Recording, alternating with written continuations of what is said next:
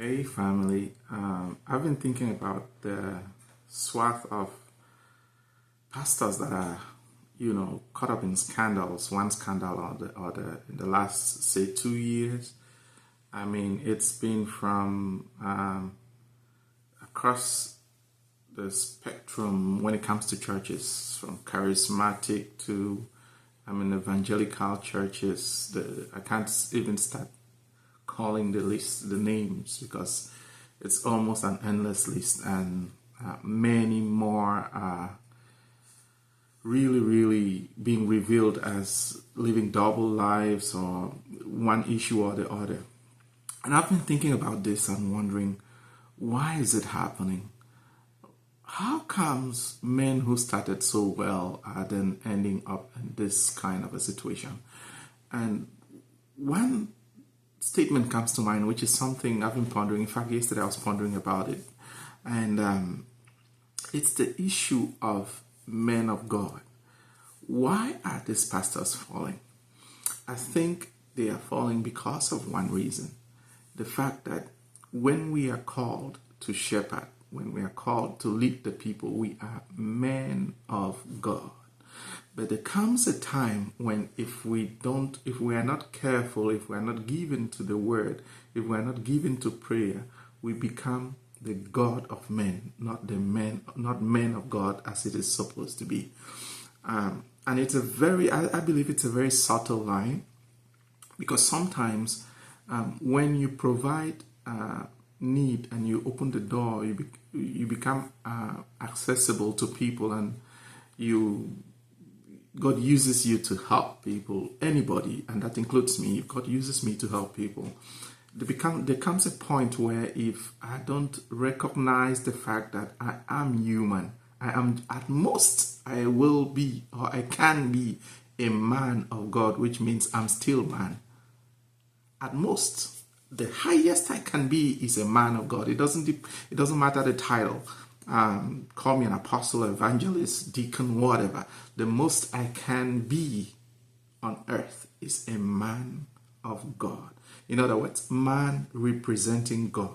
If you go to the Acts of Apostles, Peter and John, when they got to the gate of Beautiful, they saw this man. They said, silver and gold we have not, but such as we have we give unto you. There's a measure of God in every one of us that we can give out. And so when we operate as men of God, we can give from that which Scripture says, freely you have received, freely give. We can give from that which we have received from God. But there comes a time when, if that balance is not kept, we begin to see ourselves as the source, the ultimate source. And there lies the problem. When we think that we as humans have become God to men, then we'll try to, and it's like I said, it's a very subtle line. When people start depending on you, when they start depending on the leaders, it can easily take a toll on the leader, and not just the fact that it takes a toll, but it takes a toll in the sense that the leader will start thinking of themselves or himself or herself as someone who is the source, who has, in fact, it is an issue of, it starts by being an issue of seeing oneself as the source to other people and not as a channel used by God to give to others. You see the point?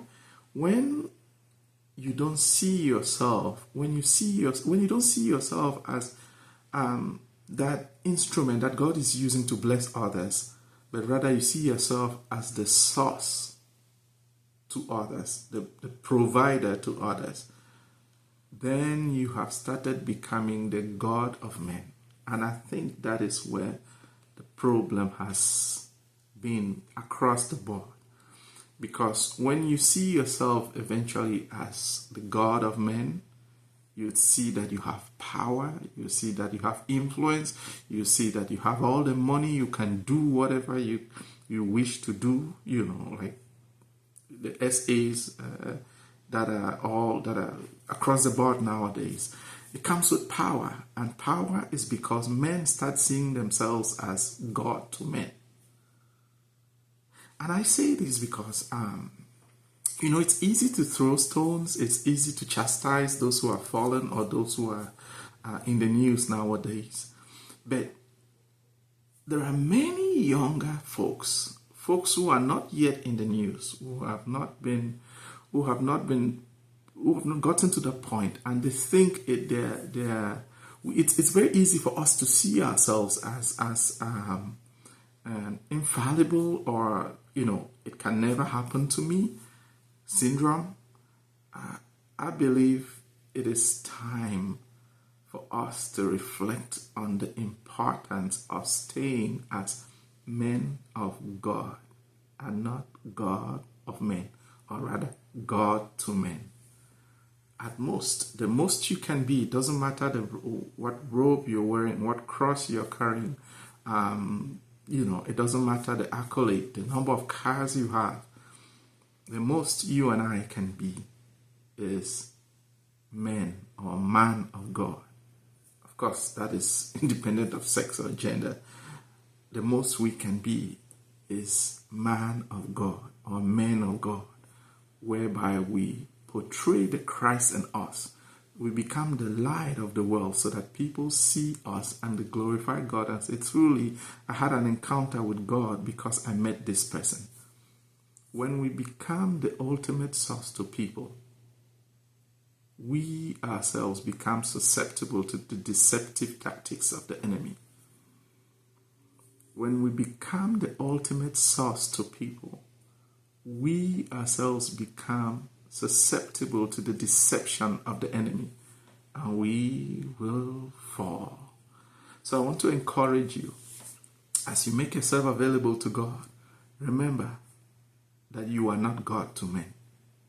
The most you can be is a man of God. God bless you richly, and God strengthen you as you run the race. Amen.